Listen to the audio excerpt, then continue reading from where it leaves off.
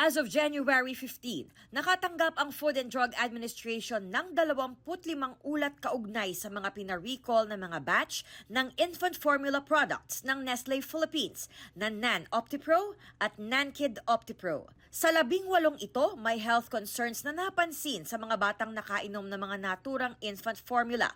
Kabilang sa mga sintomas ay pagsusuka, pagdudumi, pananakit ng tiyan at ibang kondisyon. Ilan dito nangangailangan ng atensyong medikal.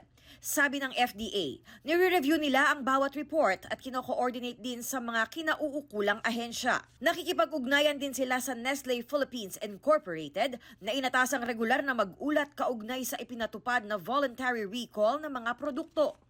Bukod sa pagbabantay sa kalagayan ng mga bata, hinikayat din ng FDA ang publiko na iulat sa kanila ang mga insidente kaugnay nito. Noong January 9, inanunsyo ng Nestle Philippines ang voluntary precautionary recall ng ilang batch ng Nan OptiPro at Nankid OptiPro dahil may nadetect na posibleng issue sa kalidad ng isang ingredient mula sa kanilang leading supplier. Ayon sa website ng Nestle Global, nagpatupad sila ng recall ng mga batch ng kanilang mga infant formula sa mahigit 60 bansa at territories na karamihan ay nasa Europa. Sa bagong pahayag ng Nestle Philippines, sinabi nilang nakikipag-ugnayan sila sa FDA ukol sa mga naiulat na sintomas na posibleng may kinalaman sa mga ni-recall na batch ng kanilang mga produkto. Naiintindihan daw nila ang concern ng mga magulang at prioridad daw nilang matugunan ang kanilang mga pangangailangan at magbigay ng tulong.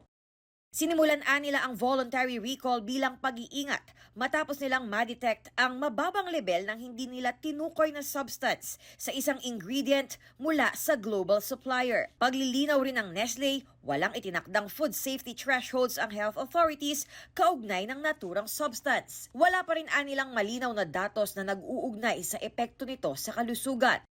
Sa kabilaan nila ng kawalan ng safety at regulatory limits, nagdesisyon silang magsagawa ng voluntary recall. Patuloy raw silang nakikipagtulungan sa FDA at nagbibigay ng mga kailangang update para masigurong nasusuri ang lahat ng report.